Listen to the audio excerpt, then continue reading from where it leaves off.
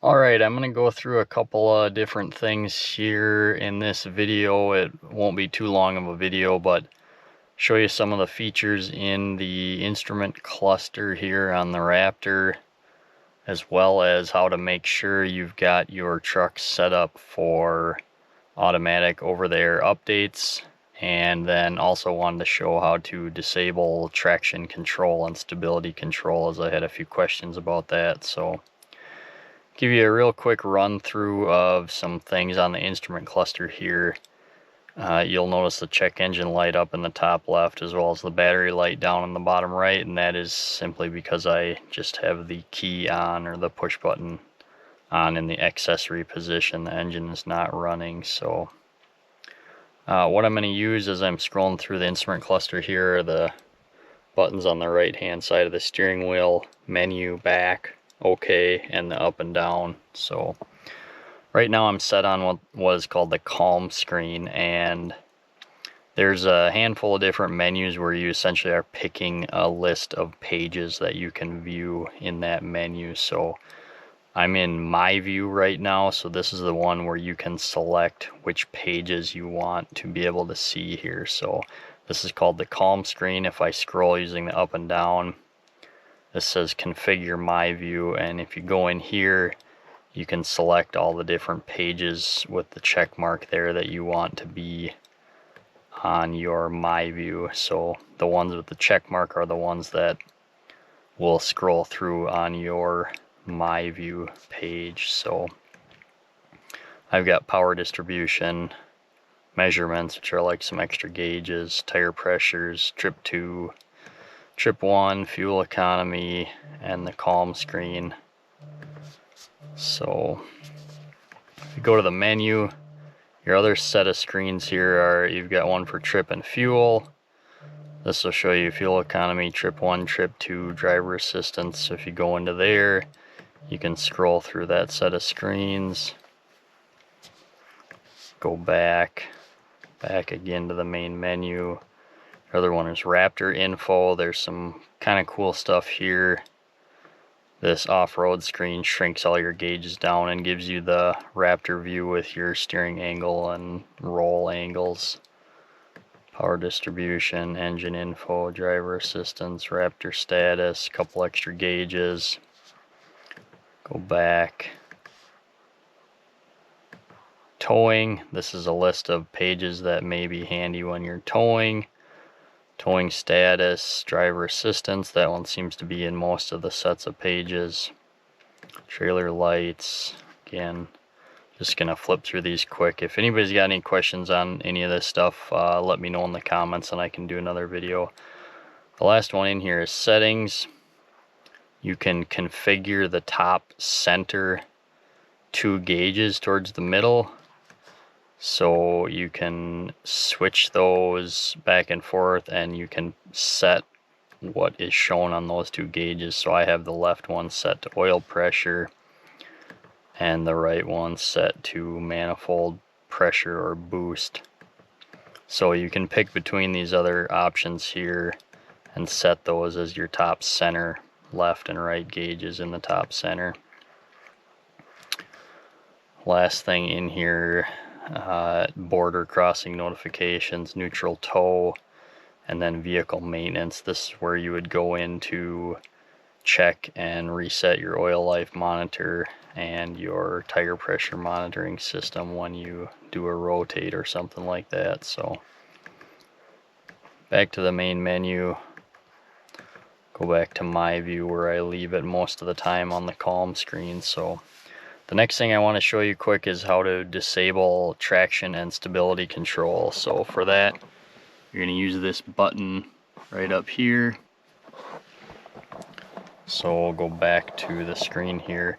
If you press the button once, you get traction control off, and you can see by the little icon down here, traction control is disabled. Press the button again, comes back on.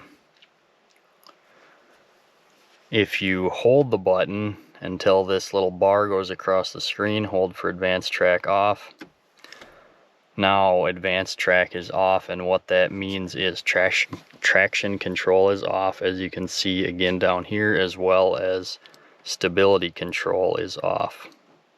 So if you want to pitch the back end around, do some donuts, play in the snow, mud, whatever, this is probably what you want to do, is disable the stability control and the traction control systems by holding that button. Takes about 5 seconds. You got to hold it for it to disable those two systems. So press it once more, advanced track on, which means both of your stability and traction control come back on. So pretty quick and easy to do. Also, I will note that in the different drive modes, the sensitivity of the traction and stability control is modified in the different drive modes, but if you want to completely disable it, you have to do it with the button up there. So go over to the center screen here quick, and like I said, I wanted to show you how to make sure you get automatic over-the-air updates, assuming you want to do that. Not sure why you wouldn't, but to each their own. So if you go to settings, a couple things you can do here. Connectivity, connected vehicle features. So this top one here, vehicle connectivity, you want that turned on. That allows you to use the FordPass app on your phone to remote start, unlock, lock the doors, that sort of thing. So anything connected to FordPass, you have to have vehicle connectivity turned on to allow that. So the rest of this stuff is just kind of personal preferences, but again, to use FordPass, you've got to have vehicle connectivity turned on. So we'll go back here, Wi-Fi networks. So I have it set up to my home Wi-Fi so that when I'm parked in the garage, it connects to my Wi-Fi, and you can get updates through Wi-Fi that way. Pretty quick and easy. And then system updates. So this is how you set it up to receive over-the-air updates. So I have automatic updates turned on, which you will want if you want to get those updates.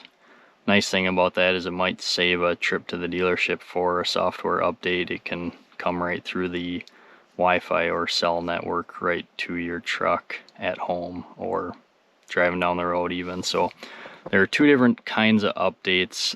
There are smaller updates that will happen in the background, may even be while you're driving down the road.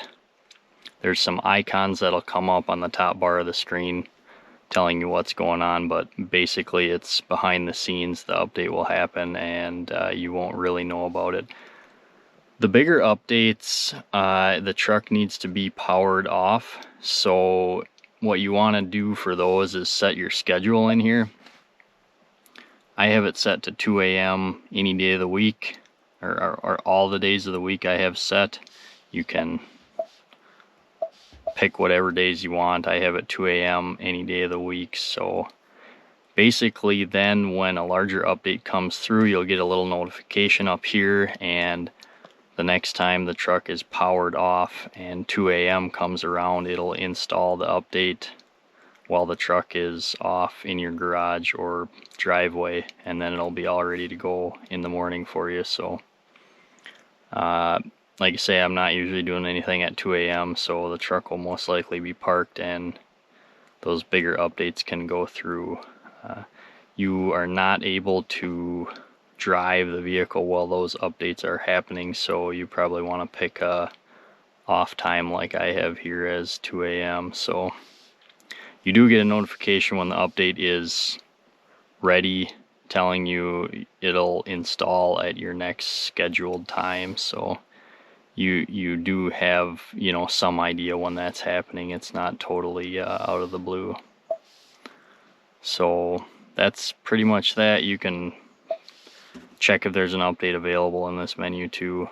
Mine's up to date. So anyways, yeah, for automatic over-the-air updates, you want to have automatic updates turned on and your schedule set for those bigger updates. So that's all I wanted to show in this video here tonight, but if you have any questions or any other things you want to see, Shoot me a comment below, like, subscribe if you like the videos, and I'll be doing some more.